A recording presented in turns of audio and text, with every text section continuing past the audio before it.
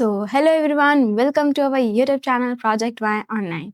Hope so आप सब लोग बहुत अच्छे होंगे।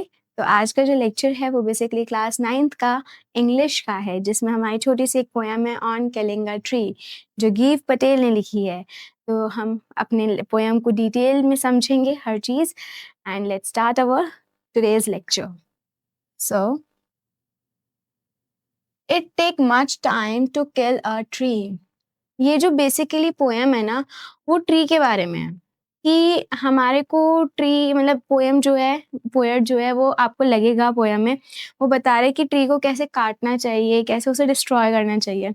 बट ये चीज़ हमें लगेगी, बट एक्चुअल में वो क्या समझाना चाहते हैं, वो ये समझाना चाहते हैं कि हमारे को प्लांट्स को, ट्रीज़ को नहीं कट करना चाहिए। और वो हमारे हमारे ट्रीज़ को ह्यूमन लाइफ से वो कर रहे हैं कंपेयर।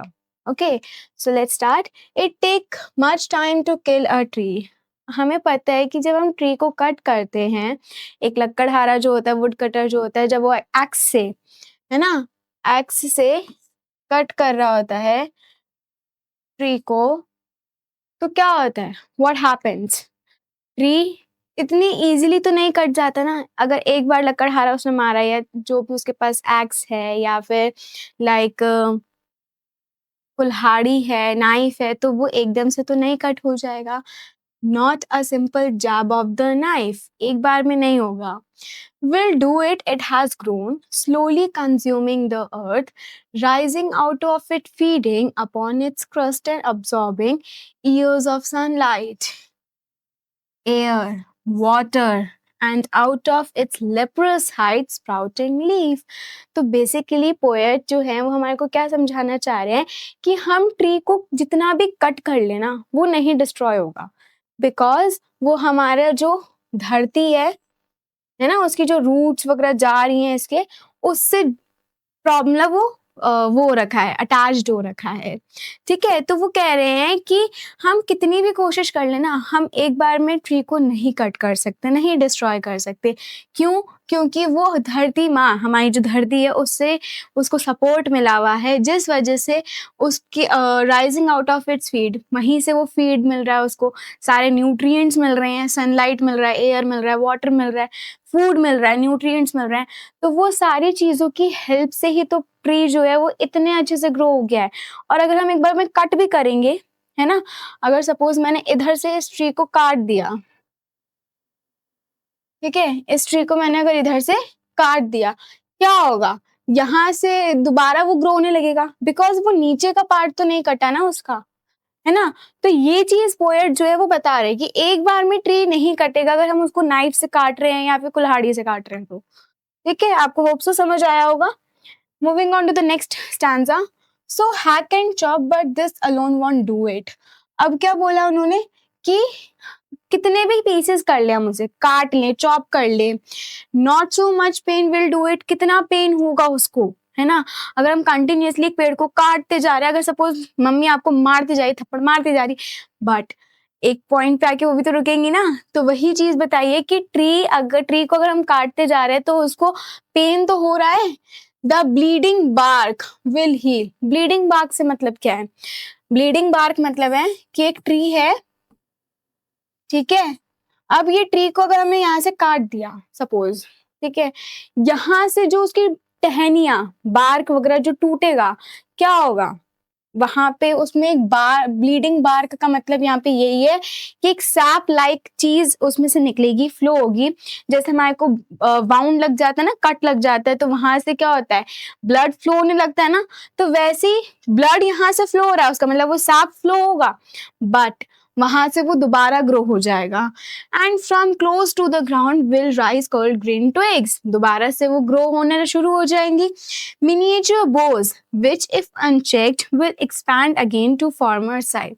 और वो फिर से ग्रो होके अपने ही साइज में आ जाएगी, जिस टाइप वो जिसमें आना चाहती थी। ओके, सो इजी है पोएम, ज्यादा डिफिकल्ट नहीं है।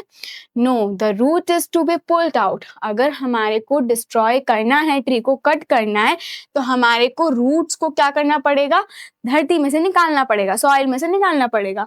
Out of the anchoring earth it is to be roped, tied and pulled out, snapped out. Snapped out मतलब बाहर निकाल देना, तोड़ देना, और pulled out entirely out from the earth cave, earth के अंदर से उसकी जो रूट्स है अगर हम उसे तोड़ देंगे तो क्या होगा, वो जो ट्री है वो डिस्ट्रॉय हो जाएगा, and the strength of the tree जो है वहां पे एक्सपोज हो जाएगी, जिस वजह से अब क्या होगा, the source white and wet, the most sensitive hidden for years inside the earth, जो सबसे ज्यादा हिडन पार्ट था हमारे ट्री का, रूट्स जो थी वो क्या हो जाएंगी, एक्सपोज हो जाएंगी, किसके, सन और विंड के। Then the matter of scorching and choking in sun and air, अब वो सन और एयर के कांटेक्ट में आ जाएंगी, जिस वजह से जो ब्राउन हार्डनिंग पार्ट होगा ना वो सूखने लगेगा और हमारा ट्री जो है वो डिस्ट्रॉय हो जाएगा, मर जाएगा। ये एक छोटी सी पोएम थी जो हमारे गिफ्ट पटेल ने लिखी है। इसमें मेन थीम था क्या पोएम का, is the deep and destructive relationship between human and nature. Humans जो है वो डे बाय डे नेचर को डिस्ट्रॉय करते जा रहे हैं अपनी नीड्स के हिसाब से, highlighting the resilience of nature and the brutality of human action। human actions की जो brutality है, इतना ज़्यादा harm पहुंचाने वाला nature है, उस चीज़ को दिखाया गया है।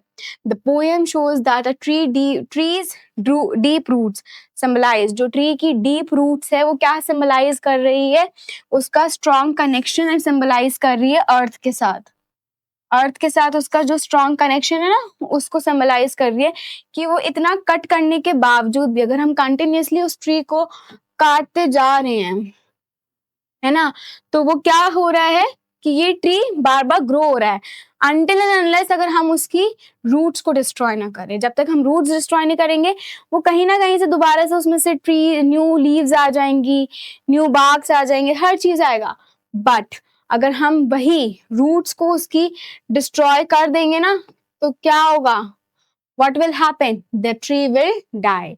ये चीज मेन थीम बताया, तो उन्होंने यही बोला है कि हमारे को ट्री को डिस्ट्रॉय नहीं करना है, we have to grow more trees, है ना, हमारे को ट्री से बहुत कुछ मिलता है ना।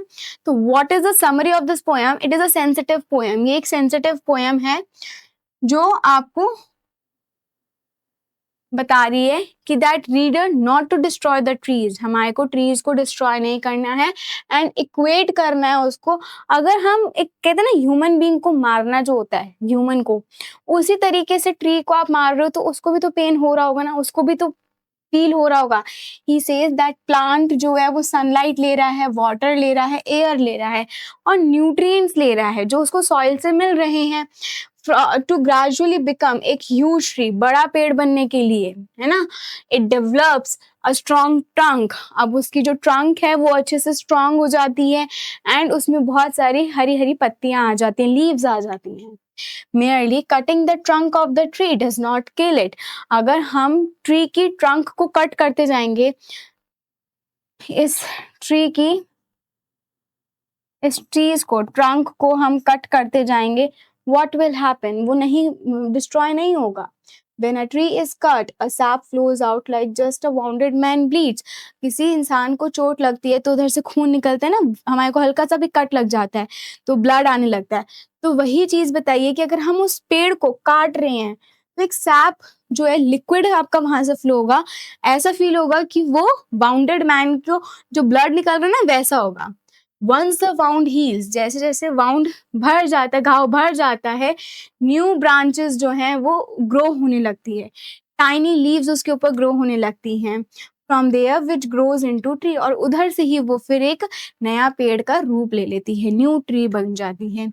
इन order to destroy a tree, अगर आप ट्री को डिस्ट्रॉय ही करना चाहते हो आपको उसकी जड़ों को हटाना पड़ेगा, अपरूट करना पड़ेगा उसको। The roots which are white in colour, जो रूट्स हैं उसको हमने किस कलर में बताया पोएट ने, वाइट कलर में। And are damp due to the moisture, वो मॉइस्चर की वजह से डैम्प होती है ना, ठीक है। And that they get from the soil, जो अर्थ के अंदर सॉइल मतलब जो सॉइल है उसके अंदर से जब उसको वो न्यूट्रिएंट्स मिल रहे हैं तो वो मॉइस्चर की वजह से वेट होती है, गीली होती है। These roots are the most sensitive part of the tree। हमारे ट्री का सबसे मोस्ट सेंसिटिव पार्ट क्या है, रूट्स। ठीक है, as that they as they bind into the earth, जैसे जैसे वो अर्थ के अंदर बाइंडेड हो रही होती हैं। In order to kill the tree these roots have to be detached from the soil. Soil के अंदर से अगर हम रूट्स को हटाएंगे, डिटैच करेंगे, देन ओनली हम लोग उस ट्री को खत्म कर पाएंगे, डिस्ट्रॉय कर पाएंगे। Once the roots are detached, एक बार जब वो रूट्स डिटैच हो जाती हैं, ट्री जो है वो मरने लगता है, डिस्ट्रॉय होने लगता है, डाई होने लगता है। ठीक है, इट विदर्स, ड्राइज अप, सूखने लगता है। किसकी एक्शन की वजह से? हीट, एयर, विंड, इनकी एक्शन की वजह से। और फिर वो ट्विस्ट क्या हो जाता है, वहां पे क्या आता है कि वो हार्ड होने लगती है एंड फाइनली वो मर जाता है। तो इस पोयम में बेसिकली एक छोटा सा मैसेज यही था कि we don't have to kill the trees, हमारे को ट्रीज को नहीं डिस्ट्रॉय करना चाहिए हमारी अपनी नीड्स के लिए, बिकॉज ट्रीज हमारे को बहुत सारी चीजें देते हैं, कार्बन सॉरी ऑक्सीजन मिल रहा है, ठीक है, खाना मिल रहा है, हर चीज हमारे को ट्री से डायरेक्टली और इनडायरेक्टली मिल रही है। So we don't have to cut the trees. अगर आप कट कर रहे हो तो फिर उन्होंने ये चीज बताई है कि आप अप्रूट करो and then you can, but उन्होंने ये चीज आपको लगा होगा पोयम में कि वो तो तरीका बता रहे हैं कि ट्रीज को मारना कैसे है, बट वो इक्वेट कर रहे हैं कि अगर आप ह्यूमन बीइंग और ट्री को मार रहे हो तो ह्यूमन बीइंग जैसे उसको दर्द होता है वैसे ट्री को भी पेन होता है।